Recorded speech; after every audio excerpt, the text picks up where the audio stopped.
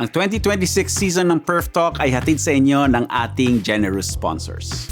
Silent Noise, ang inyong one-stop DJ shop ay nag-o-offer na rin ng gig-ready guitars and accessories, professionally set up at ready to play. Bumisita lang sa pinakamalapit na branch sa inyo, BF Homes Parañaque, Mandaluyong, Pampanga, or pumunta sa silentnoise.ph. Link in the description. Turn those tables, bend those strings. Guitar Pusher's Great Gas Sale, a Want to Sawa sale event. Samantalahin na ang best pricing sa top-notch brands all day, any day while stocks last. Saklaw ang mga gitara, pedals, amplifiers, recording gear from entry-level to the top-of-the-line models ng almost 200 brands.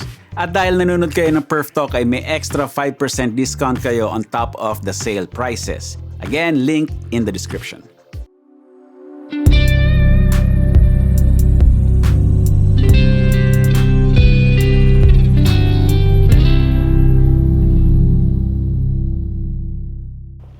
Okay, musta mga epektos at welcome to Perf Talk. So, this is a, lahat naman ng episode special, but this is extra special because this is the content creation all you need to know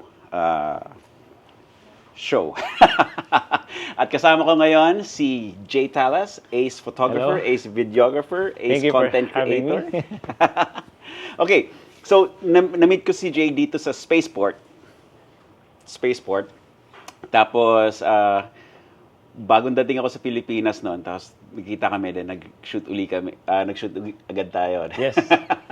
Biglaan. Biglaan. Pero masaya kasi ang daming lumabas dun sa session na yun eh.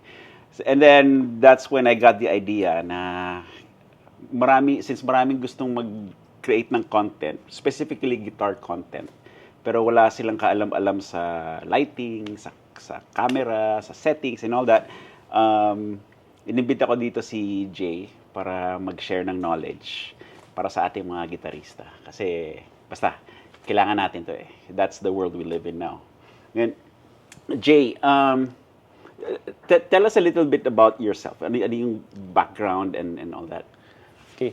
So I'm Jay Talas. That's my industry name. Mas mahaba pa doon yung pangalan ko. You don't wanna know.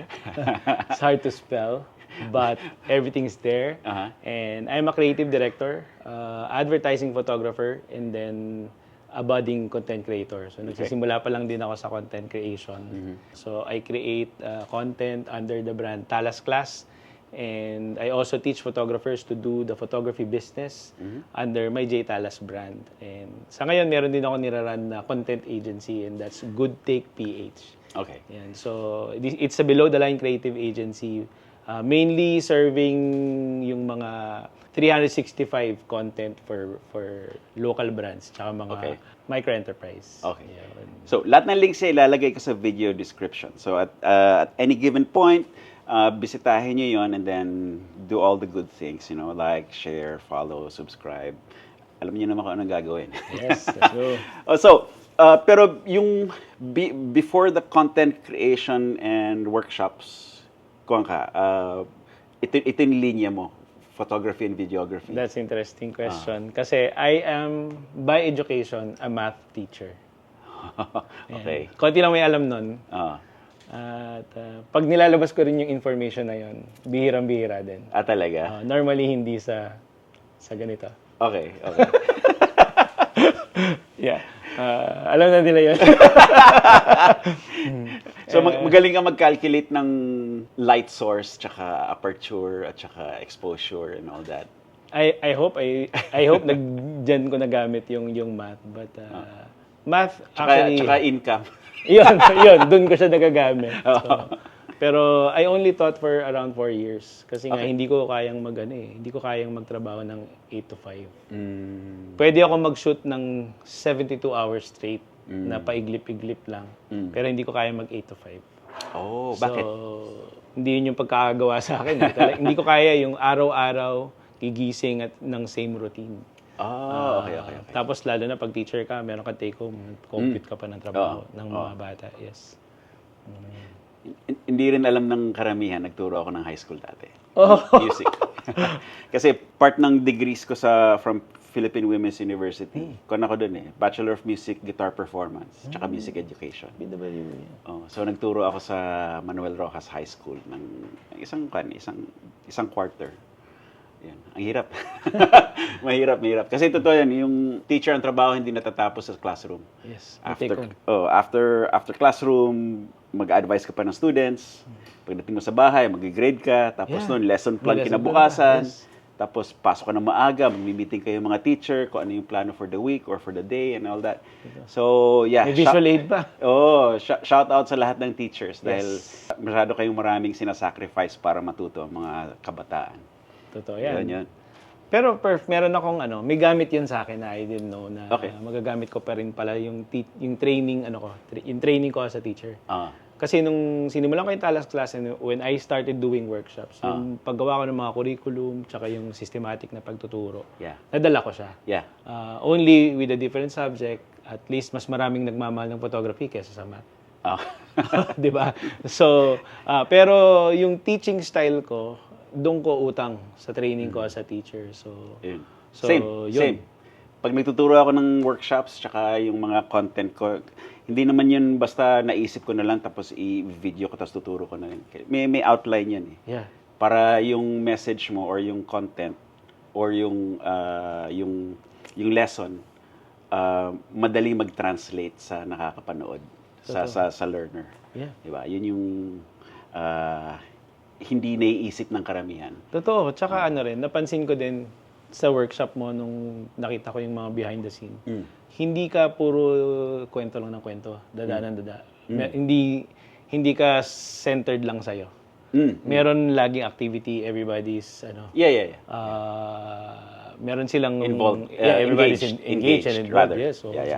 So, yun, I think that's a very strategic way to teach And hindi lahat ng marunong sa gitara kaya ring magturo in that same manner. Ewan ko lang kung may na-encounter ka na. Kasi usually, dati, pag mag-aaral, let's say, may gusto kong matutunan from this particular guitar player. Hindi siya teacher per se, pero magaling siya mag-gitara. Ang gagawin niya lang is, ito, ayan Yeah. Ayan kunin mo yan, ito. Basta sundan mo lang ako. Totoo. Di ba? Totoo. Tsaka napansin ko din yung dahil meron kang teaching training, kaya mong biyakin yung mga topics Kaya mo siyang ituro progressively. Kaya mo tansyahin yung audience mo kung kaya pa nilang makuha or hindi na. So, Ganun din yung sa'yo. So, thankful pa din ako doon sa training ko. Although, marami pa akong ibang gustong kurso sanang talagang kunin. But, since that's what I have, and it works now. Kailangan lang isa-isahin. Okay, so speaking of isa-isahin, yun ang gagawin natin ngayon. Nakwento ko kay Jay yung journey ko from starting on YouTube. Yung YouTube channel ko, isa sa pinakaluma. I started it 2006 when YouTube first started. Pero for the first 10 or 12 years or so, lagayan ko lang siya ng video. Hindi siya trabaho kasi mid 2000s magsisend ka ng video file, ang laki nun hindi kasya sa email, di ba? Yes. Tapos, ang file hosting service na libre nun is archive.org. Okay, Hindi ko lang H-Reveal. Wala, ganun talaga yun. So, archive.org, upload mo doon, tapos send mo yung link, tapos download din nila. Tapos, yung internet dito sa Pilipinas noon, pretty much dial-up pa lang. Dial. So, sobrang bagal. Yan. Nabot ko yun. EDSA mail. Yes. Nung lumipat ako sa LA, cable internet, medyo mas mabilis na, mas stable yung connection. So, nagtuturo na ako online nun. Padala ng video, not necessarily real time na parang ngayon may Zoom call na, 'di ba? Kasi noon hindi pa kaya So I would record videos with my webcam, ako-host ko ng ganun, tapos papadala ko yung link. Nang paglabas ng YouTube, hindi na nila kailangan i-download. Padala ko na yung link, papanoorin nila doon. As is na yan. Pero up until 2010, bago nakaka-catch up yung Pilipinas para makapanood ng YouTube. Dahil, yun nga, mabagal yung internet Tsaka mahal. ubusan ng data nun. And then, nagseryoso ako YouTube 2017. Tapos ang sabi ko kay Jay nun, ang problema ko dati is yung production is napakalaking hassle sa akin dahil kailangan ko mag-setup ng camera, kailangan ko mag-setup ng ilaw, kailangan ko mag-setup ng audio, tapos doon, pag na-shoot ko na lahat, isync ko pa yung video sa audio, editing, ganun, and all that. Tapos, yung gamit ko nun, kumbaga 2017 na yun, ang ginagamit ko is pang 2009. Oh. Lumang gamit. Lahat ng peripherals, laptops, Windows pa ako nun eh. Windows, tapos Sony Vegas. Sony Vegas Pro. Yeah. Sony Vegas, tapos yung may camera dati na ganito lang kalaki, pero hindi telepono. Yung Creative Vado, alala mo yun? Kasi pocket camera lang siya eh. Yeah. Kasi takot ako sa DSLR. Dahil ayokong manual Daming focus. settings. Ayoko ng setting, ayokong kalikutin yan. Tapos yung mga phone nun, basic pa lang yung camera. Yes. 2 megapixel. 2017. Hindi, 2017 yun. Ang phone ko, 2011. Okay. Yung pala yun, no? Yun. Nung nag-decide ako na magseryoso, doon ako nag-invest ng gamit. Nag-switch ako sa Mac. Hindi pa ako nag-fully commit sa ilaw kasi nga, wala akong alam eh. Hindi ko alam, ang ilaw ko nun, halogen work light. na may bond paper sa harap ang diffuse. Tapos... Ang init nun. Oo. Which goes back to my initial hurdle na ang laking production, tapos ang init ng ilaw ko, tapos ako yung magsiset ng camera, ako yung magsiset ng lahat. Kaya hindi ako consistent. Kasi hassle din. Totoo. Kasi you're practically doing two forms of art. At the same time. At the same time. Tapos ikaw lang. You're doing that on your own, di ba? Ikaw lahat. So cameraman, talent, director, editor, Lightman. Magwawalis ka pa pagkatapos siguro. Audio engineer. Yun. Diba? 6, at least. So talagang yun. Kasi nga ako, that's why I said kanina sa intro, budding content creator. Kasi ang tagal eh. Hindi ako nag-subscribe agad sa content creation kasi yung resistance ko sa setup. Okay. Kasi nasanay ako na pag nag-setup ako, bayad. Okay. Pero pag magsisimula ako sa content creator, di ko naman babayaran yung sarili ko eh. For that eh. So, and then, syempre, magtitipid rin ako ng team. Tatry ko rin ng very lean team. Tapos, mag-i-edit ka side by side dun sa mga projects na meron kami. So, syempre, yung paying projects, yun yung priority. Yun yung priority. Tapos, so, hindi rin makahabol yung content. So, talagang dinedelay ko siya. Nag-resisting talaga ako up until this year, nag-iipon na ako ng reels. Tapos, ang isa pa problema ko sa content creation is yung pagka-OC ko. Bago guluhin ng Instagram yung layout. Yung layout. Ilang beses nila ginulo yan eh. Bago nila guluhin yon, yung tiles ko sobrang naka-arrange. Yung type of photos, pag tinignan mo siya sa tiles, balance siya. Kasi square dati, di ba? Square, tapos 4:3 ngayon. 4:3, pero wala pang reels nun eh. So, tama. uso pa nung pinagdudugtong-dugtong namin yung isang picture sa 3 hanggang 3 to 9 tiles. Grid, So, naka-tiles. Tapos, nung ginulo na, doon na ako na medyo nagkaroon ng konting, na-liberate na ako na kung magulo na, ba't ko pa ito aayusin? Tama. So, and syempre, may realization din ako na is the name of the game. And lastly, because that's practically my business. That's what I push, yung content. And then, wala akong maisip na better way to sell that or push that service, kundi yung ako mismo, ginawa ko siya. So, I started this year, hindi pa nga todo pero the concepts and yung mga principles, in-apply ko. Okay. And yun yung pwede ko ma-share ngayon yung build-up nun. Kasi even though kompleto kami ng mga high-end gears, ng camera gears, na equipment, when I started doing content, I started like everybody else.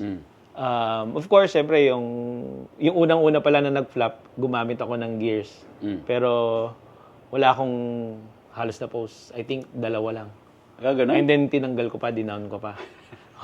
Pero when I started just doing content like everybody else, using your phone, using just my phone, wala pang akong mic nung umpisa. So, doon ko nakita na parang the entire process of content creation is hindi siya katulad lang ng video production per se. Siya? Along the way, you learn skills and you get encouraged. Okay. Kasi merong doon sa walang kakwenta-kwentang na i-post mo, merong nagsasubscribe merong Hindi, pero linawin natin, walang kwenta from in terms of quality. Kasi nga phone lang. Okay. So, dahil phone lang, so, thank you for clarifying. So, dahil phone lang, parang wala kang expectation Kasi galing ka sa full setup na prod, na ganito. Na background, na ito. Inakita nyo sa montage sa simula. Yun. So, eventually, nare-realize ko na, okay, so, to grow as a content creator, hindi siya kailangan laging perfect. Hindi perfect agad. Kung ikaw, sayang hindi tayo naka-practice makes perfect Hindi. Kasi kung sasagutin ko yan naman progress over perfection. So, ganun sa content. So, that's my journey. And eventually kasi, dadating ka talaga sa point na kailangan mo nang like yung kinikwento mo kanina nag-decide ka. Tatanungin ko nga sa'yo what made you decide Pero sa akin kasi, dahil marami nang nagsasubscribe sa'yo, medyo may nakikita ka na rin mga important people na nanonood sa'yo. Tapos, meron na rin mga nagtatanong ng mga collaborations. So, na-challenge ka na. If ididikit ko ba yung content ko sa brand nila, bagay ba? So, doon na nagkaroon ng pressure. Pero, the difference doon sa starting with high quality agad, doon sa process ng from cellphone to high-end is dito, alam mo na that it works Alam mo na. So, yung drive mo to do content, kasi sobrang, ewan ko, I don't know about you, pero ako, hanggang ngayon, doing content is really hard. Kaya, kudos sa lahat ng mga content creator kasi hindi siya simple Nakaka-exhaust siya minsan. Ano yung pinakamahirap na part para sa'yo? Ang pinakamahirap kasi talaga sa content creation, in general, kahit gitarista or sa ibang types of hobbies, is magsimula. So, minsan pag masyado natin piniperfect, bibili muna tayo ng lahat ng gamit bago natin simulan. Mas lalong wala tayong natatapos Ang problema doon kasi, kung laging merong lalabas na kakailanganin mo. Yan. May tawag dyan. I think we share that sa music tsaka sa photography. Yung gas. Gear acquisition syndrome. Yan na nga. Ako, nahirapan ako sa content creation sa Talkies. sa perf Talkies. Hindi, ganito okay lang. Okay. Kasi, sounding board ka Tapos nagre-react ako sa'yo. Okay. So, mas natural. So, pag mag-isa? Pag mag-isa, tapos hindi sounding board ang camera Yes. Di ba? Nakatingin lang sa'yo ng gano'n yan tapos hindi naman nagsasalita. Pero dapat, pag mukhain mo yung sarili mo na nag-i-interact ka sa kung sino man yung nanonood. Artista mode na yun Ha? Artista mode na. Pero at the same time, hindi dapat, kung artista mode naman, halata din ng tao na hindi genuine yun. Yeah. Diba? So, yun yung mahirap. Yung pinapanood ko yung early videos ko, talagang very strict, very straight, very very stiff. Tapos siguro ang naging, hindi ko maalala kung kailan ko sinimulan gawin, pero inisip ko na barkada ko yung camera. Tapos excited akong pakita, tinan mo to. Parang ganun. So ngayon, may internalization. Tapos binivisualize ko na lang na ganun yung usapan. Diba? Pero hirap na hirap pa rin. Yung mga sinushoot ko dito na content, nakikita nila yung process ko. Parang paulit-ulit. May line, paulitin yung delivery. Kasi kahit may script ako, parang dinedirect ko rin yung sarili ko. Yeah, that's yun pa isang mahirap. Di ba? Kasi multiple hats lagi. Yeah. And I can relate to that. Yun din yung problema ko kasi walang ibang director Wala. Although I've trained sila, they know what to, alam nila kung paano ko bantayan kung ano yung mga sinasabi, kino-communicate ko sa kanila na ayokong ganito yung gestures ko, ayokong ganito yung ayoko yung slash ko. So, ako wala senyas kayo. So, makikita mo na lang pagkatapos, magde-decide ka, ulitin ko ba to o hindi. So, ayun. And yeah, mahirap nga yun kasi magse-self-direct ka. So, nag-engage ka na dun sa camera na inanimate. And then, pinakikinggan mo pa yung sarili mo. You're evaluating yourself if you're doing good. And then sometimes, if it's a long-form content, yung energy, yung keeping the energy. Nauubos. Napupudpud ka. Actually, mga BTS ko parang laging, oh my God. Tapos pagka sabing rolling, okay, welcome to Talas Class. Ganyan, no? Ganun talaga. When you're ready for new pedal day, use discount code GCPerf10 at gcrockboard.com to get 10% off your entire order. You can use the code multiple times and there is no expiration date. Enjoy. Ngayon, coming from my background, yung sinabi ko na hindi ako, ang pinaka-hurdle ko dati is production. Di ba? So, ilagay natin yung pinaka-basic, pinaka-foundation na kailangan nila gear-wise. Kasi sinabi mo na rin na hindi tied to gear ang content. Pwede kang mag-shoot na cellphone lang. Yes. Yeah. Pero up until recently, ang content ng Pilipino, as yung nakwento ko sa yung na-feature kay Davey 504, yung sikat na bahista, yung lahat ng videos ng mga Filipino musicians, blurry, or mabagal yung frame rate, or grainy, at saka madilim. Hindi malinaw. Kumbaga parang 480p or 320p, di ba? Yeah. So ano yung pinaka-importanteng gear purchase pag magsisimula ka tapos gusto mong i-level up yung content mo? Sige.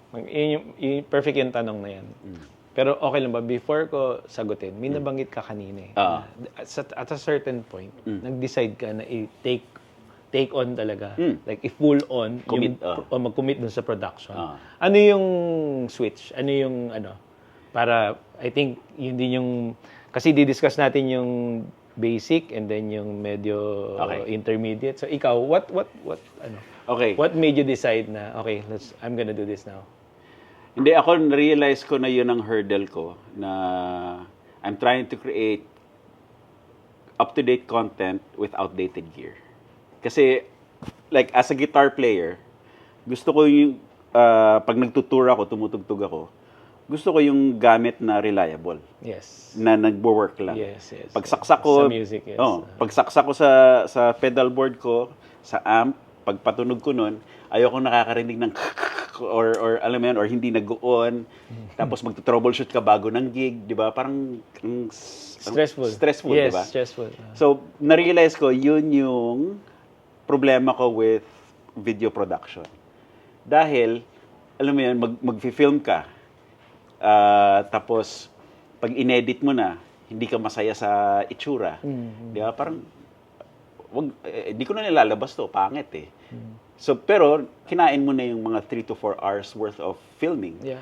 3 to 4 hours worth ng buhay mo yun, hindi mo hindi mo yeah. mababalik. Tapos walang nangyari. Yes. Di ba? Yun ang parang impetus. Kaya nag-decide akong mag-commit sa process na yun.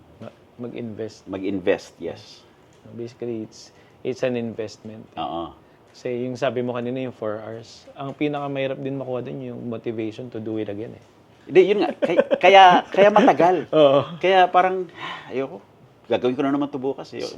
So before, gano'ng katagal lang, yung unang time mo, how long does it take to make one video? One video, one content? Buong araw. Buong araw lang, shoot, edit, upuan mo? Hindi. Ang buong araw yung shoot? Shoot ang buong araw. One week ang editing. Gano'ng kalagay? Gano'ng kahaba yung video na isang araw? Dati hindi naman pwede mag-upload na mahaba sa YouTube eh.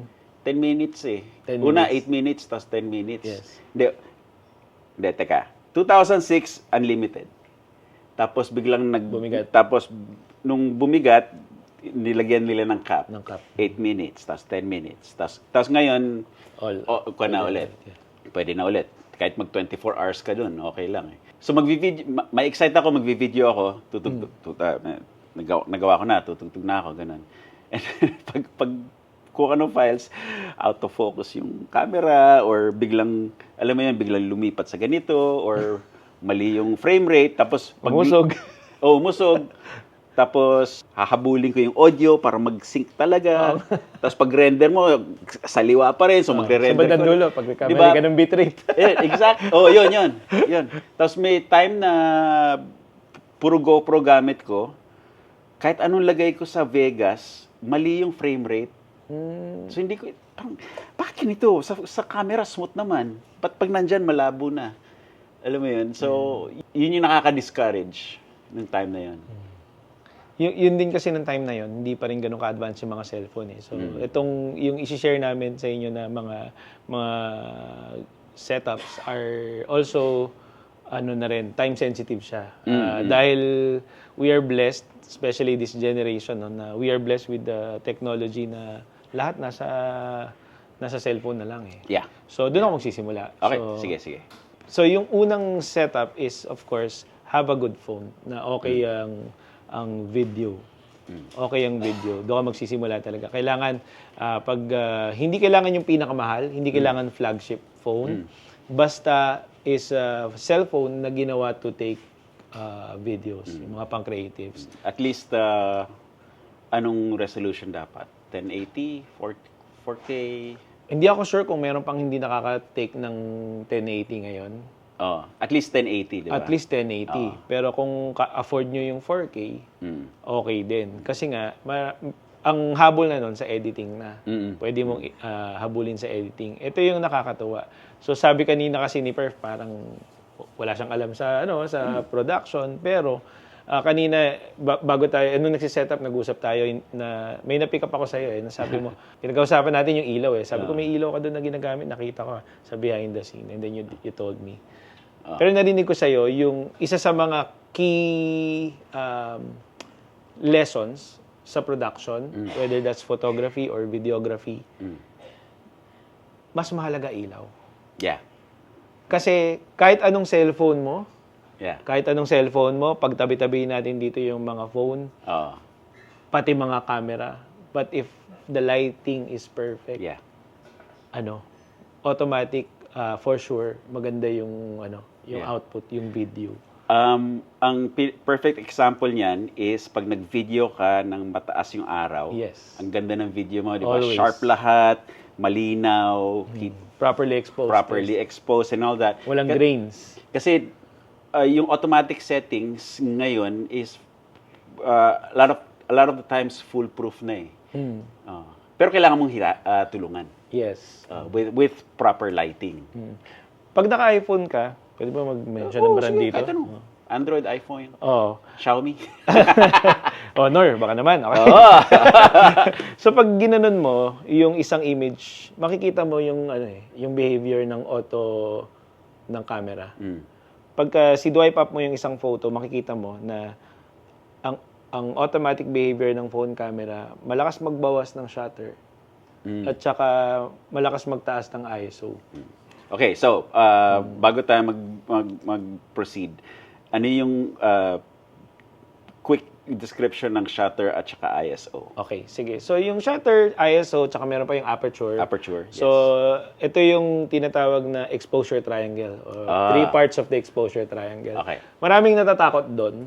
Ako. Pero hindi naman dapat. Takot ako din. Para dun sa mga hindi familiar sa salitang exposure in video production and photography. Exposure kasi yun yung in layman's term, yun yung liwanag.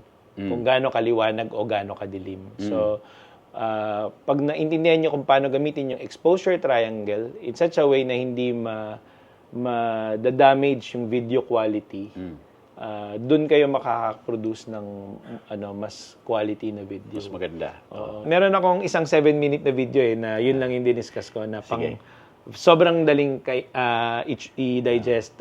So, kung gusto niyong mag-deep dive sa mga yun, nasa YouTube channel mo, di ba? YouTube, but mostly nasa Instagram and Okay, TikTok. so again, yung links ni Jay nasa description. Yan. So, kasi, dahil nga teacher ako, and as a math teacher, noon, lahat galit sa math eh. Walang gustong matuto eh. Pero, ang nako-contribute ko is my teaching style.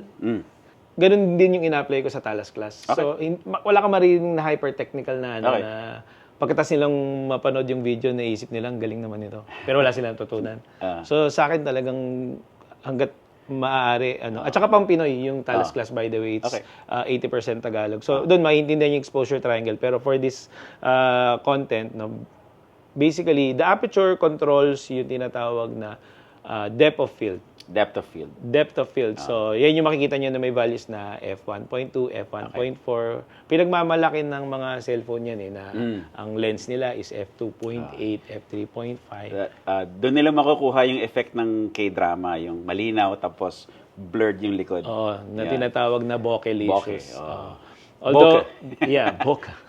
So, yung although sa cellphone, napansin ko din, ano rin siya, digital din yung pag-blur ng background. O yung sa iPhone, di ba? I think lahat. Hindi ko alam kung meron ng phone na talagang katulad ng behavior Yung ng... tunay na aperture. Kasi basta lumampas sa tenga, blurred na eh. Ah. Kung 1.2, 1.2 na agad. Ang Ah. maganda naman sa ibang phone, na-adjust mo siya. Pwede mo pa rin i-adjust yung blurring na yon. At saka sa iPhone, kahit nakuha mo na yung ano ba yung portrait mode, di ba? Kahit nakuha mo na yung photo na blurred yon, kung gusto mong galawin pa, may edit controls pa yun. Yes, meron. Para mukhang realistic So, yung hindi naka-commit ka agad. yes. Okay. So yun yung gamit ng aperture, no. So bukod dun sa pagbigay ng blurred background, ang importance talaga ng aperture is yung tinatawag na depth of field o kung gaano kalaki yung nako-focus niya.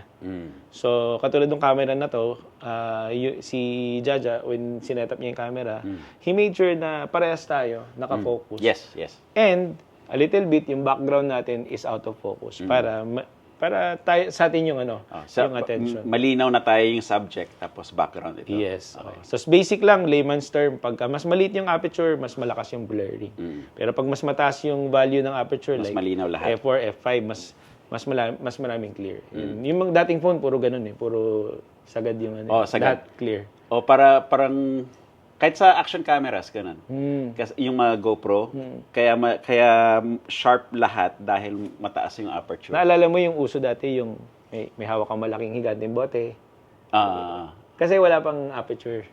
Hindi pa wala pa yung mga 1.2, 1.8 na aperture yung mga cellphone. Kaya pag may bote diyan, hawakan mo kunyari sinalo mo, parehas kayong clear. Kahit layo mo. So ngayon pag ginawa mo yun, mukhang ano yan ginagawa mo dyan. So, or pag may mga monument, 'di ba?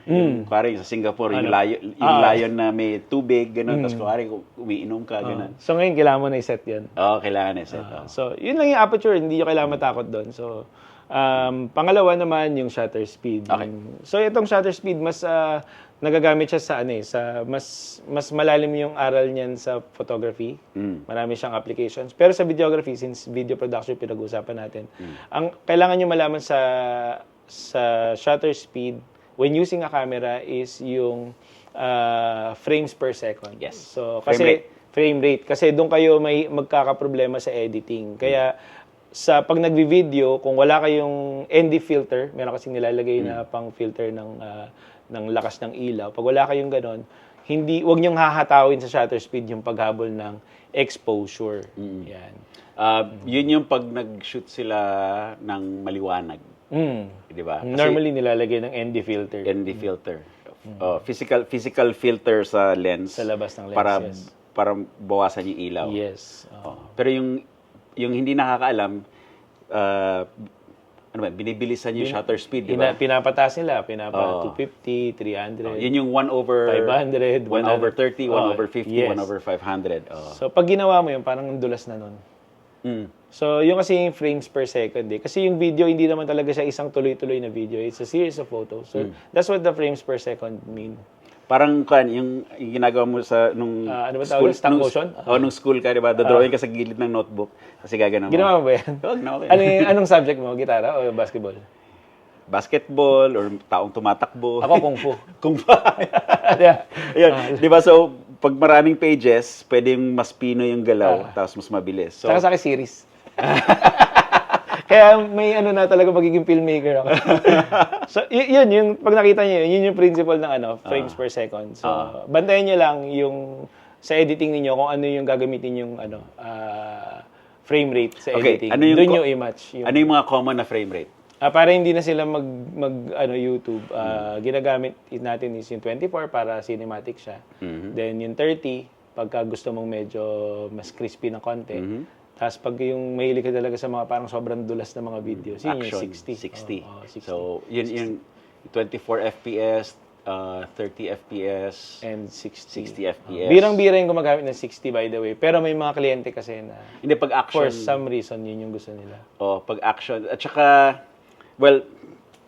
medyo advanced na technique na to. Pero ang ginagawa... Ayan si Perf. minsan nakuha ko to pag nung nag-film ako ng mountain bike eh. Okay.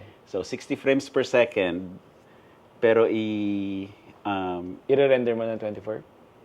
hindi, ibabagalan ko siya ng up to 95-90% para mabawasan yung shakiness. So, parang actually, pag nakasakay ka sa bike, parang ka naka-drone na tapos lumilipad na ganun. Pero 60 frames per second yun. Yes. So, Ngayon, in relation to shutter speed, ano yung common na, let's say, nag-decide na ako ng, let's say, shoot ako 30 frames per second. Ano dapat yung shutter speed ko nun? ang common practice ng mga videographers, doon yung doble lang yun. Doble, di ba? So, kung 60, 120, pag 30, 60. Then, sa iba ka na mag-a-adjust. 24, wala naman, may 48 ba? Wala. Inaano yun. Doon na yun siya inaano. 24 yung final rendering na yung pag gusto mong cinematic. Pero gusto mo, yung RAW mo, isa doon sa dalawa. Para pag meron kang decision na gusto mo mag-slow-mo, kuha mo lahat ng frame. Oh, okay. Yes. Diyan, ano frame rate natin? 24. Hala. Hindi, 50 shutter speed. Okay, so pag 24, i-round up na lang. 1/50 yung Ganun. shutter speed. Hindi naman kailangan eksaktong eksakto. Tsaka ito kasi yung pinag-uusapan natin, dito lang siya. Pero pag nag-video na tayo sa labas, yun, syempre, kailangan mo yung mas maraming material na makukuha mo. Yeah. Personally, nag-switch na ako from 24 to 30. Ako din. 30 na ako mag-film ng mga videos ko ngayon. Loko. Pati sa render, ako din. Basta content. Oo, kasi sa akin naman, sa event vlogs, pag naglalakad ako, may nalalaglag. Magagalit yung mga filmmaker, film director. Pero minsan talaga, sa industry ko, merong factor sa clients minsan na pag naramdaman ko na yun yung gusto nila, yung parang ang dulas-dulas ng video. Binibigay ko eh. Ang dating sa kanila minsan kasi ng ganyan. Sa amin, medyo weird. Pero sa client minsan, ang tingin nila HD. Parang high definition kasi. Kasi clear dulas lahat. So, medyo pag napawaw mo na yung client, so sige, happy ka na. Pero kami, pag kami sa portfolio, nag-render kami ng 24 frames. Ako naman, kaya ako nag-30 frames dahil yung 24 cinematic nga. Pero minsan pag nagde-demo ako ng gitara, parang hindi malinaw yung daliri. So kailangan mahuli. Sa sobrang bilis. Muso kasi. So kung shredder kayo, dapat 60 frames per second. para huli lahat. Just in a nutshell, shutter speed is double yung frame rate mo. Yes. Yeah, di ba? So 30 FPS, 1/60 dapat. 1/60. And so on and so forth. I-insert ko lang. Nung nag-film ako sa Europe, sa kanila naman 25 FPS. Kaya yung mga camera meron ding 25 FPS. May dalawang option yun eh. Or NTSC tsaka PAL. Hindi, bukod pa yun. Meron pa? Sa Europe, kung may 25 FPS yung camera mo, European model yan. Kasi sa US, 24 tsaka 30 lang tsaka 60. Yes. Pero nung nag-shoot ako dun, nakuha ko yung mga files, parang, ba't mali yung frame rate? Kaya nga ako nag-upgrade para hindi ko na problema to. So, saka ko nalam, 25 FPS. Okay, so isiset mo lang naman yun sa editor mo. Ito ang DBD, the latest Perf de Castro signature pedal. Available na sa inyong paboritong J-Craft dealer. So, yung pangatlong component ng exposure triangle is the ISO. ISO that's the universal way to brighten your video. Yan yung pag inangat mo, yun lang din yung gagawin niya. Liliwanag lahat. Pantay-pantay.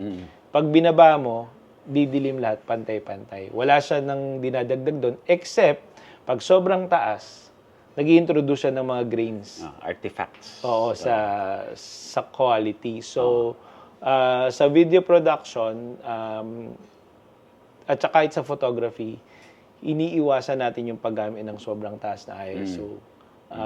Ang mas maganda talaga dyan, may i-discuss natin, is mag-introduce na ng lighting. More light. More light kesa batakin sa ISO or batakin sa post. So, yung tatlong yon, shutter speed, aperture, at saka ISO, basically, ways to balance light na pumapasok sa camera mo. Yes. Okay. Yeah. So, siguro para dun sa mga beginners na hindi naman gustong maging, yung mga nagsisimula na hindi naman, wala naman balak maging videographer talaga, no? So, pick up lang kayo ng settings na eksakto dun sa kung saan kayo regularly nagsushoot. And that's it. So, decide frame rates per FPS. Tapos, pag na-decide mo na yung FPS, decided na yung shutter speed. Yes. Oh. Di ba? Tapos, yung aperture naman, decide kung gusto mong malinaw lahat or may blurry yung background. Yes. Pero, hindi lahat ng phones capable Sa ganun. nun. Oo. Hindi. So, pwedeng secondary priority na yon. Yes. Okay. And then yung ISO, usually pag basic yung phone mo, wala ka ring option nun. Wala. Nag-automatic siya. Nag-automatic Meron din. siya, pag tinignan mo yung data, may makikita kang data ng ISO. Pero hindi ikaw yung nag-introduce. Now, may mga cellphone na merong manual mode.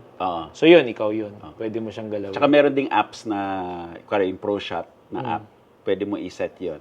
Pero para sa mga marunong na yun. Yes, oo. Doon lang tayo sa automatic muna. So, FPS, decide FPS, tapos ilaw na yung mag-determine ng crispness at saka quality. Yes. Okay. So, Ano yung rule of thumb para malaman mo na enough na yung ilaw mo? good question yan. Medyo subjective yung sagot. Sige. Pero, for vlogs and content, kung hindi ka naman hindi ka naman serious na nagdi-DOP or DP. Of course, ang una mong goal talaga is properly exposed yung subject. Yan yung una. So, kung may iilawan kayo, ito kasi marami tayong ilaw ngayon dito. Pero kung may iilawan kayo na wala naman kayong maraming klaseng ilaw, yung best light ninyo, ilalagay nyo yun dun sa subject. So, at least yun. Kasi, para pag pinanood yung video mo, maliwanag ka, pag nagturo ka, hindi sila mahihirapan na, mag-focus sa'yo. Okay. Yun. Okay. Sa basic yan, Basic.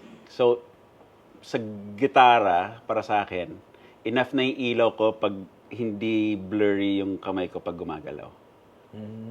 Yan. Kasi, okay. Diba? Kasi ibig sabihin nun, mataas yung shutter speed, kaya blurry ito.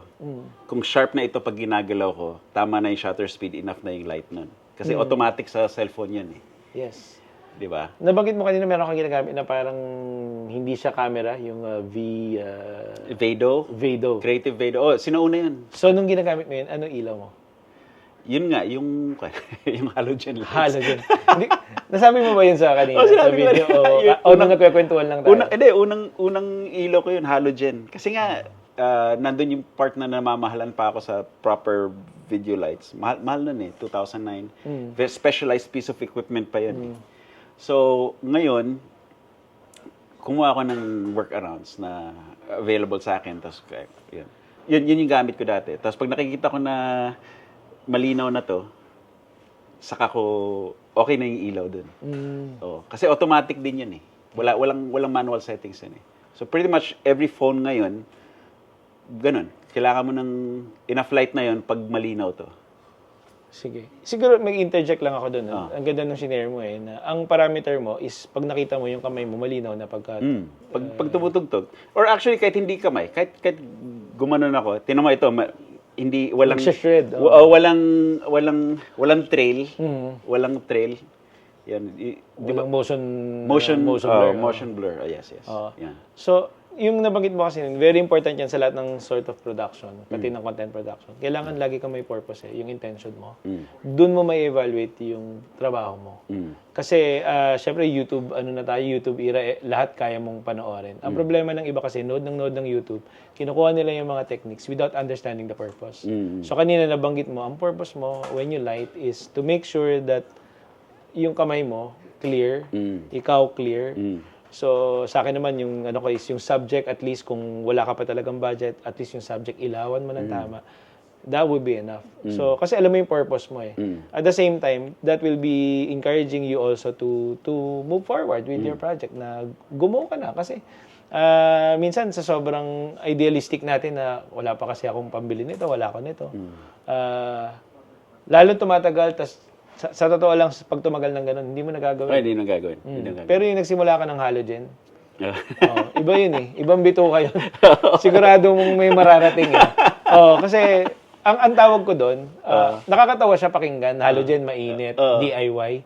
Pero yun yung pinaka-heart ng industry ko. That's called a creative solution. And at that time, without the proper training, without the budget or intention to invest, you're able to solve what you need. And that's, I think, no, yung core, kahit sa mga workshop ko, tinuturo ko, yun yung, dapat, you're not just an artist. You are a designer. Ibig sabihin, nagbibigay ka ng creative solution. So ganun din yung treatment natin, whether cellphone, camera yan, o kung meron tayong tinatawag na crop sensor, tapos meron tayong full frame cameras, tapos meron pa yung mga mas mahal.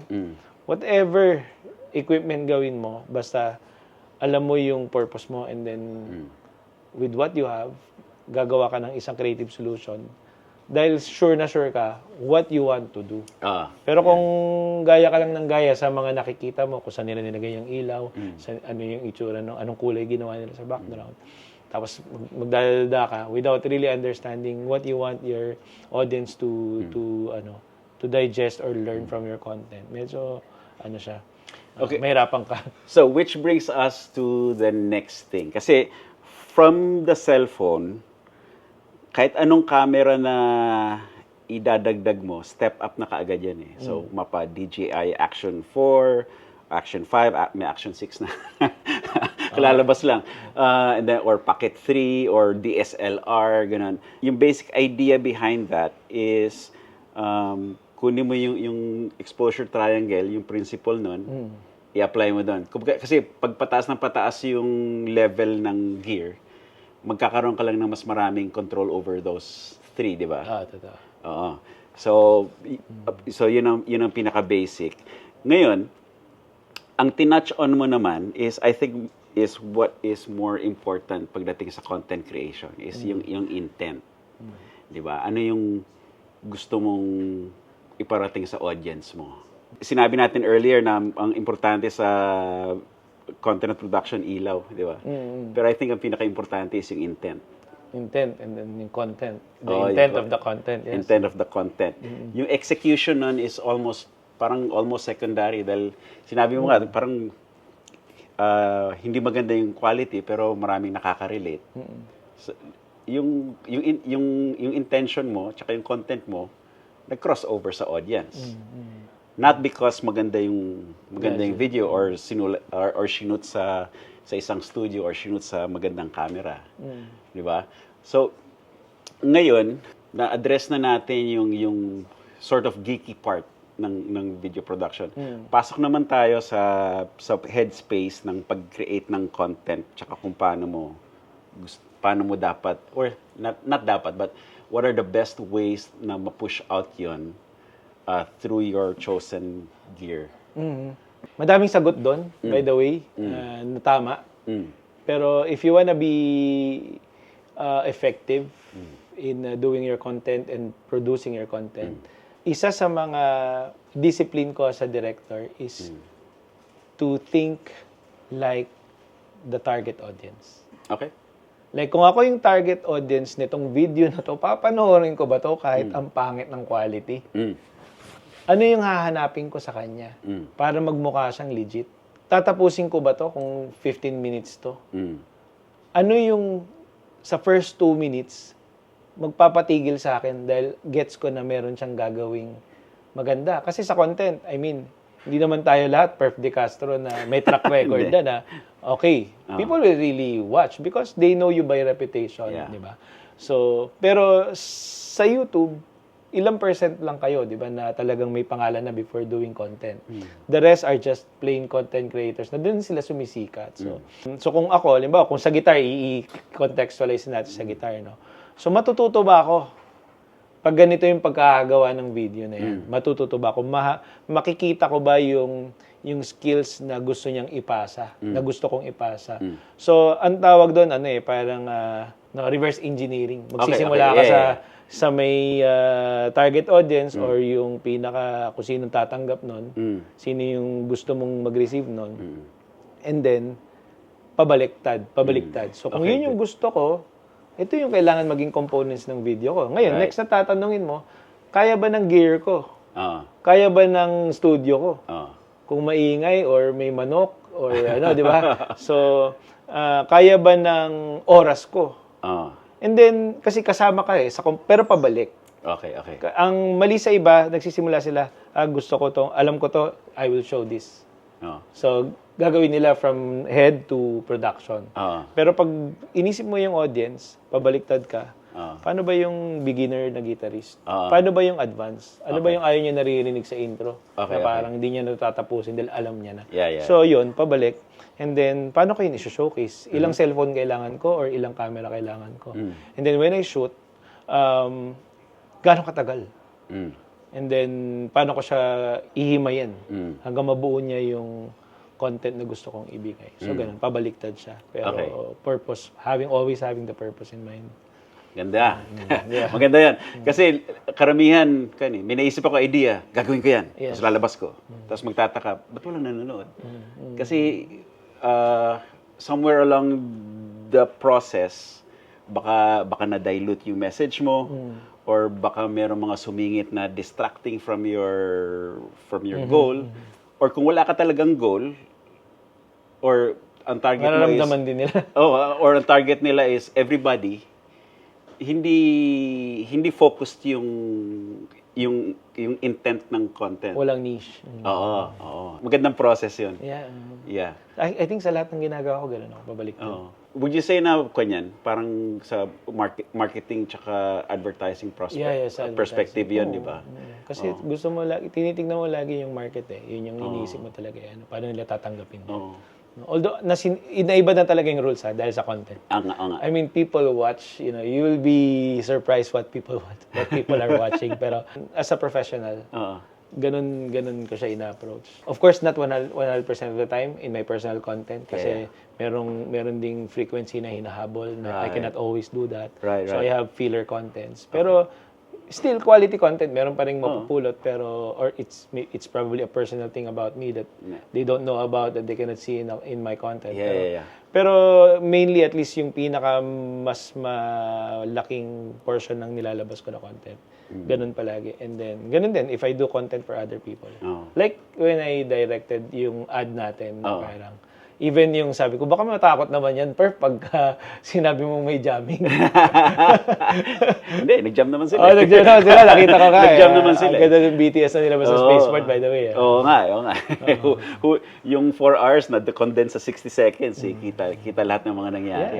Ganda. When you're ready for new pedal day, use discount code GCPerf10 at gcrockboard.com to get 10% off your entire order. You can use the code multiple times and there is no expiration date. Enjoy.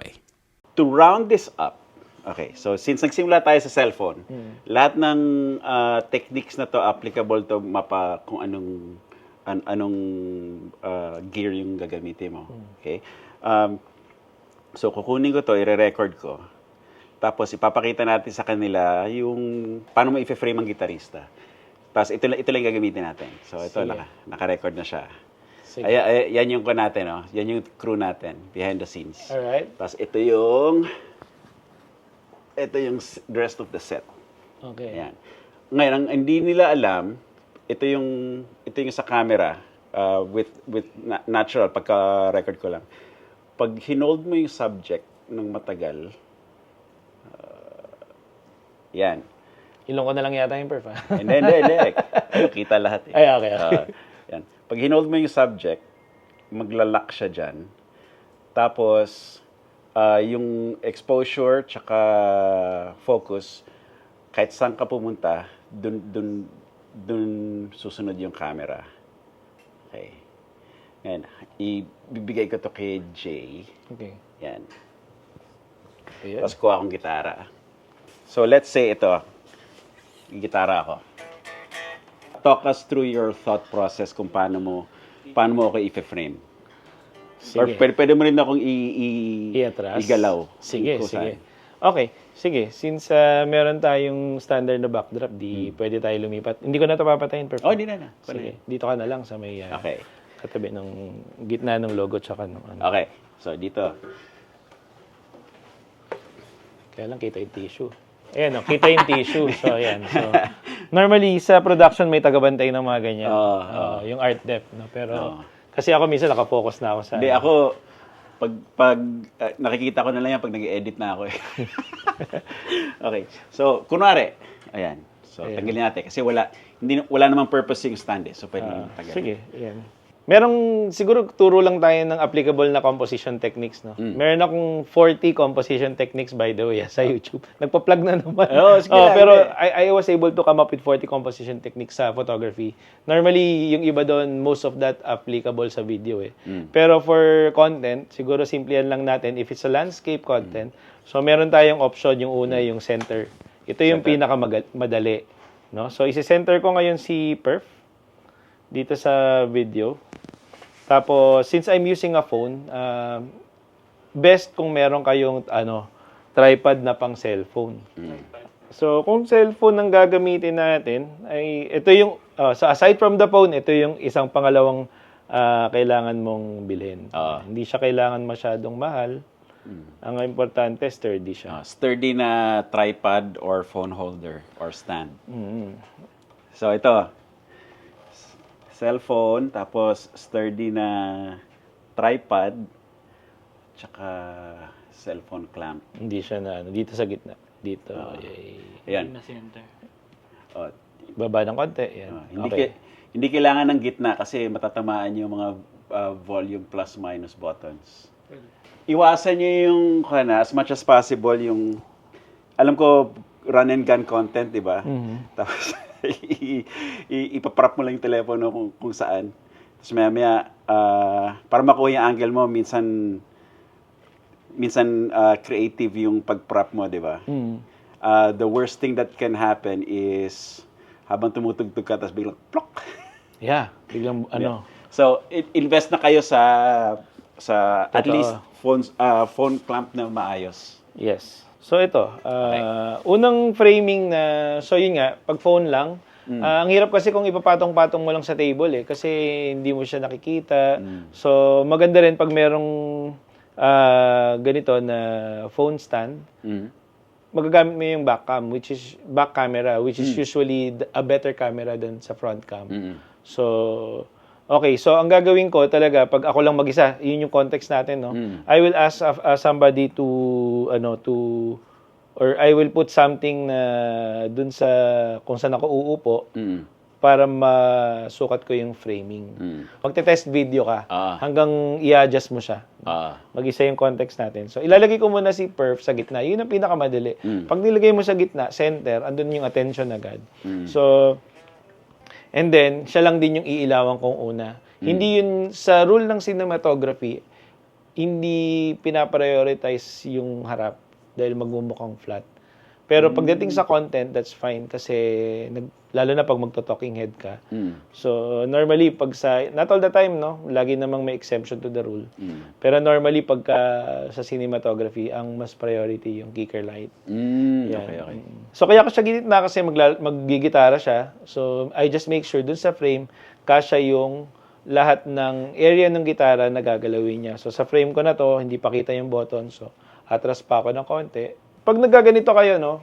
Pag nagagamit kayo ng phone, kahit phone lang yan, or actually applicable din sa camera, makikita nyo yung difference minsan na yung iba walang care sa pag-shoot ng video or photo. Na minsan tabingi, minsan hindi pantay. So, masakit sa mata yun pagka-content or pag-video. Ang technique na ginagawa ko para makita kung skwalado or kung tama yung framing ko, kailangan yung frame dito is parallel dun sa mga available lines ng room or ng background. Okay, so dito mo titignan yung frame nung cellphone mo. So dito ginamit ko tong mga horizontal lines sa likod ni Perf at inalign ko dito para hindi masakit sa mata. Of course, hindi mape-perfect yan all the time, pero pwede yan habulin sa editing. Pero katulad nung intentional na pinag-usapan natin kanina, kailangan buo yung gitara. No? Hindi naman siya kakanta lang or magpapasikat eh. Meron siyang ipapakita na technique. So yan, center. Ngayon, another way to frame si Perf is yung tinatawag na sobrang famous na rule of thirds. Rule of thirds. Yung rule of thirds naman is i-divide mo lang yung frame mo sa 3 and then ilalagay mo yung subject mo sa intersection ng horizontal and vertical na part ng frame. So, pagka center yung subject mo, that's a balanced framing. Ganun din sa rule of thirds, no? Merong certain sense of balance pag nagko-compose ka ng rule of thirds. So sa akin, yun ang mga basic, no? Okay. Kung magsisimula ka, make sure lang na nakukuhaan ng lahat at naiilawan yung lahat. Tapos kanina, Perf, hindi ko kasi nabuo eh. So pag magsi-cellphone lang, no, wala tayong ganitong lighting, ano yung mga ito yung mga bagay na go-to mo para mailawan ka. So instead na yung, kanina may nakita kong house lamp eh.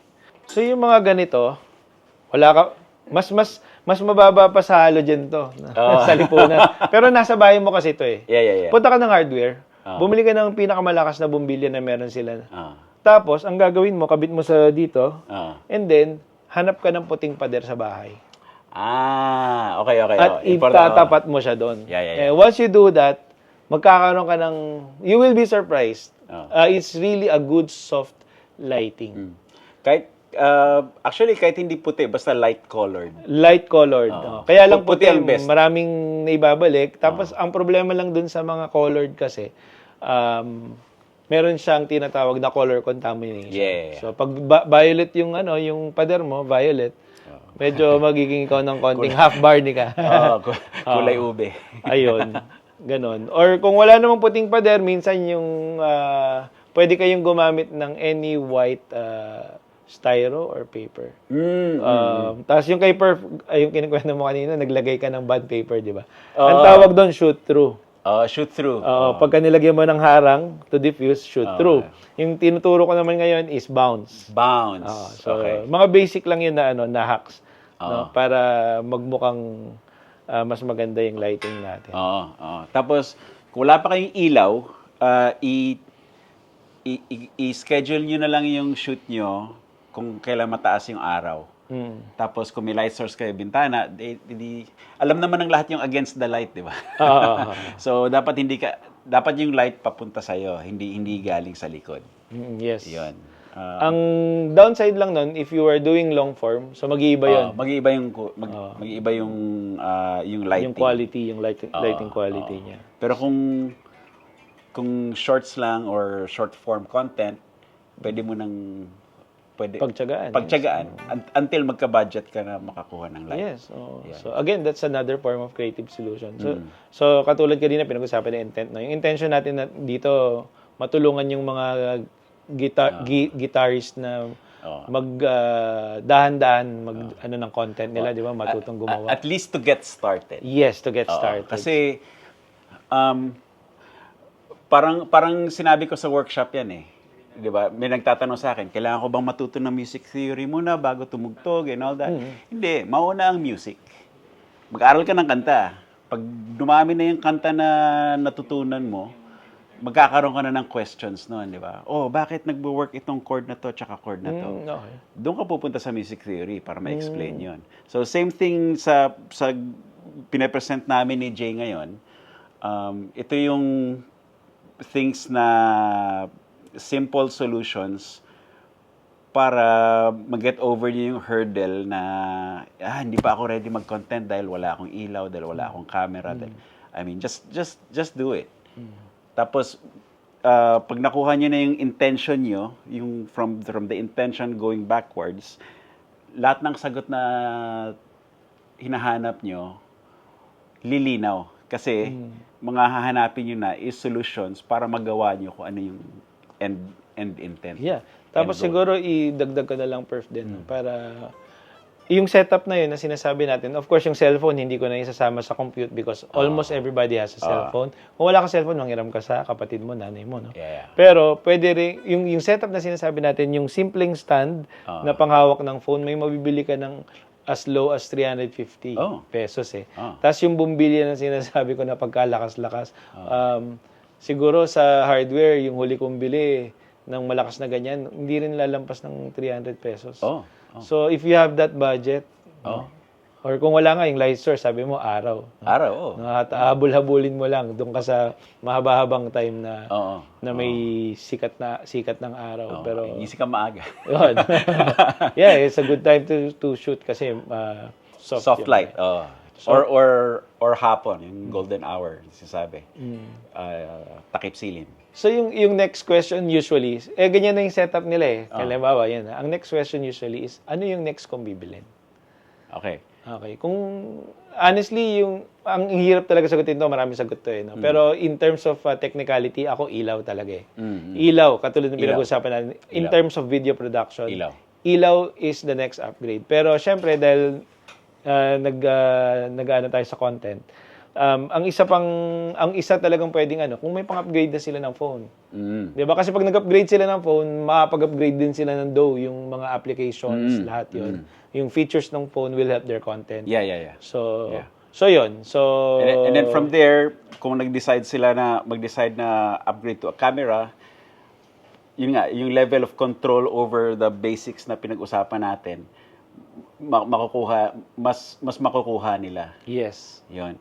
Ngayon, I have to address this kasi isa sa pinaka-important advice na mabibigay sa mga content creators is audio is king.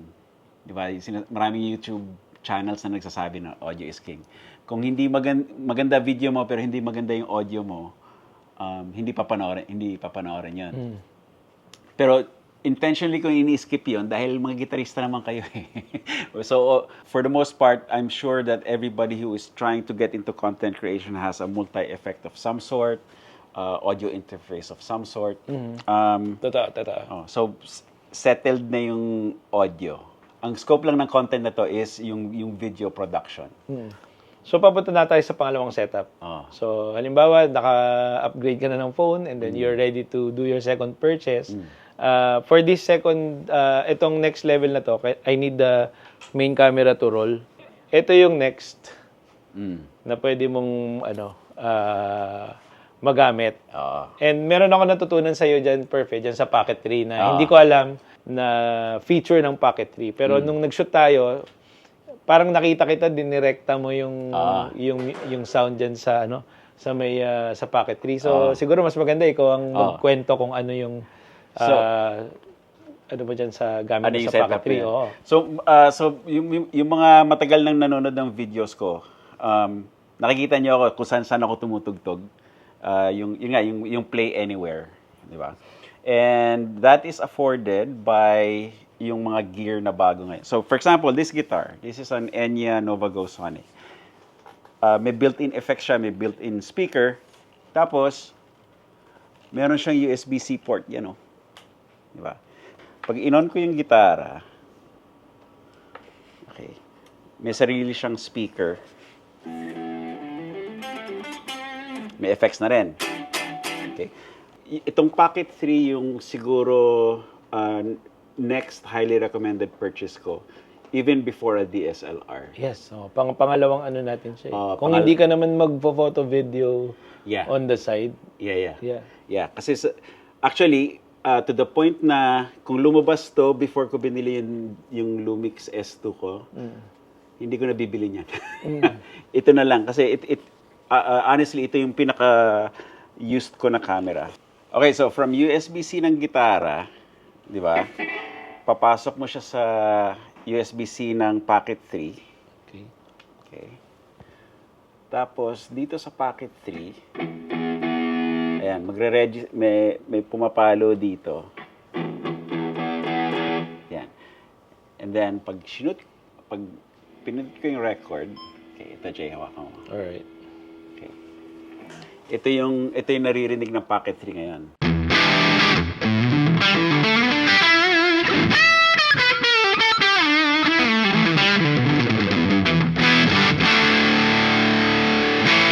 So, ang tawag dito OTG recording. So, yung DJI Pocket, actually DJI cameras from Action 4, Action 5, 6, Pocket 3, Osmo Nano, meron silang OTG recording. Parang nagsaksak ng USB-C papunta sa phone mo.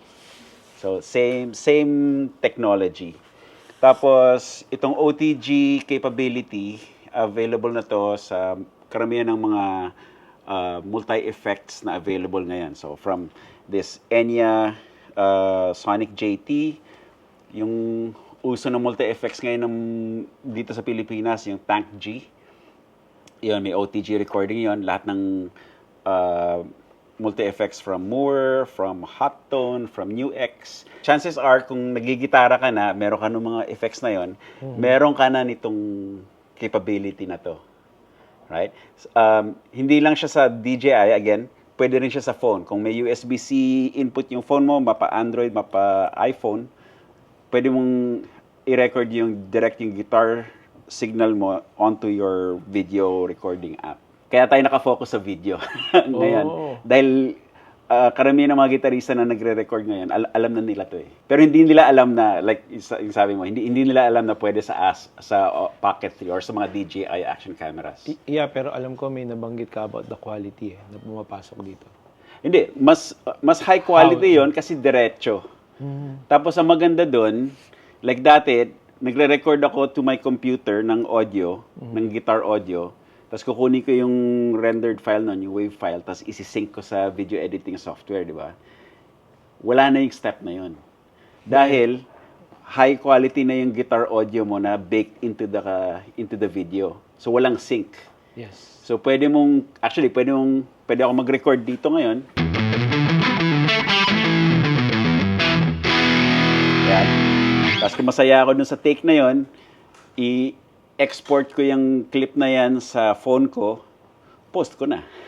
Galing. Di ba? Yeah. So, kaya ito yung i-recommend ko na camera to get second Sa tier. second. Oo. Second tier. Oo. Magkano mo nabili yan? Nabili ko to bago tumaas. Okay. So, introductory price, parang creator bundle, $600 lang nun. Wow. Compared to yung DSLR, Yeah. which is like, magkano yung... Basic, Magkano yung Sony ZV? nasa 70,000 yan eh. Oh, bago. so $1,000 plus, di ba? Tapos walang lavalier mic yun. Wala. Ito meron. So, even with the current price na $800 na with the lavalier mic, lamang pa rin to. Lamang pa rin to. Tapos, at the time of this video, naka-deal ka. Yeah. Totoo. Hindi lang umabot eh. Dalawang tigisa sana tayo. Okay. Kung yun eh. Ano yun? Packetception. Pero yun nga, kailangan, importante na OTG cable ang gagamitin nyo. Kaya meron akong OTG cable USB-C na mahaba. Dahil pag on-the-go shoot ako, di ba usually OTG maiksi lang dahil sa laptop to hard drive lang ginagamit, di ba? Or charger ng phone. So, may nabibiling mahaba. That's like 6 feet, may 10 feet din. Para pwede ako mag-gitara, then meron akong tagahawak ng camera or nakalagay sa tripod. Yung input ko lang sa production siguro dyan, is yung dalawa yung options nila eh. Pag meron na silang, pag nakabili na sila ng Pocket 3 or similar gadget, hindi naman kailangan yun lagi yung brand. Unless, di ba? Maging Basta sponsor capable. natin si Hindi. DJI. Hindi, basta capable. OTG capable. Pwede na siya mag-2-cam setup. Yes. So, ang rule of thumb dyan, kung ano yung mas malakas na camera or mas high quality, yun yung main cam mo. And then, yung second cam mo, that's gonna be your phone. Put it still on the phone stand and then i-direct mo. Pwedeng second angle nung shot or yung shots nung close-up dun sa fingers. So, ganun lang. And then, ang maganda nga doon sa experience ni Perf na dahil ginagamit niya talaga yung Pocket 3, na-discover niya na even yung sound na nanggagaling doon pag nagdirekta is maganda. Ang may dadagdag ko lang doon, halimbawa, you're just shooting with the Pocket 3.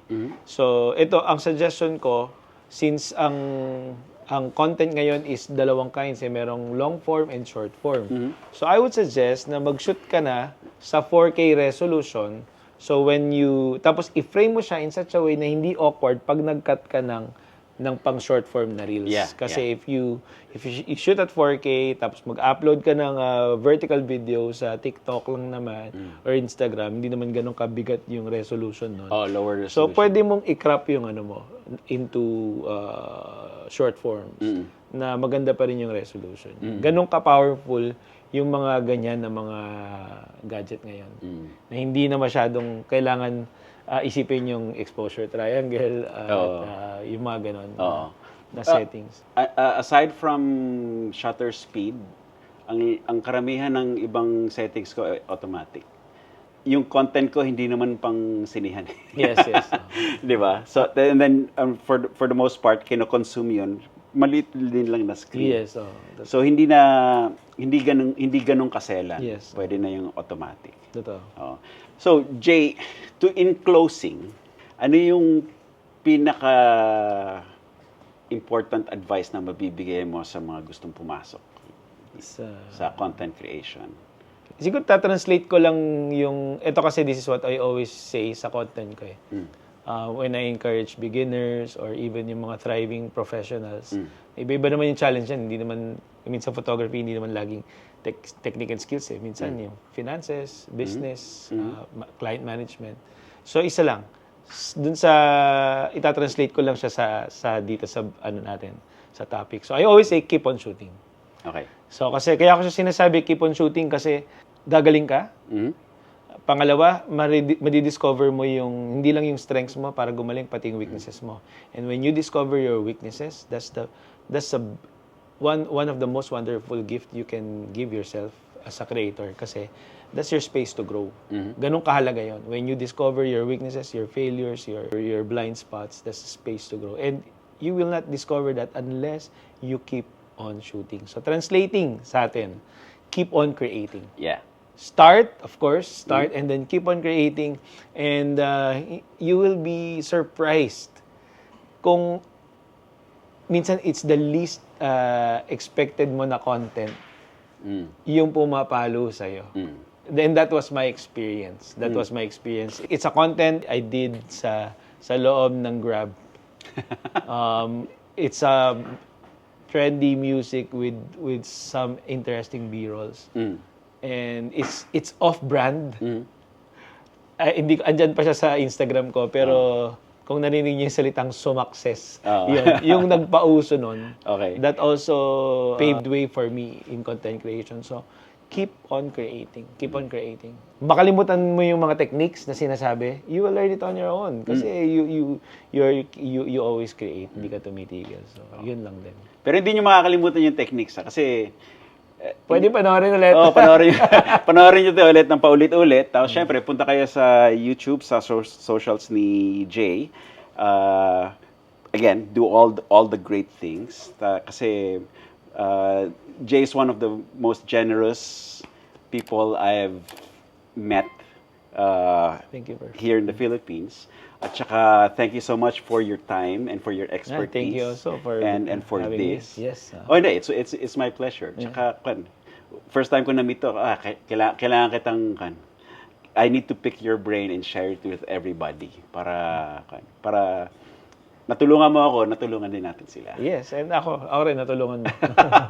And then, of course, thank you to Spaceport for all the technical support, the venue, the hangs for the 2026 season of Perf Talk. So all of Jay's links, all of Spaceport's links, all the ways to support everybody involved in this series will be in the video description. So puntahan nyo yun. Use those links. For more info, if you're going to go shopping, use those links na rin. Every little bit helps. And then, we need to do this again. Yeah. Okay. Thank you, Perf. Thank you so much for having me. Tsaka sa inyong lahat. Okay. Thank you. See you guys again soon. Let's Cheers. go. Bye.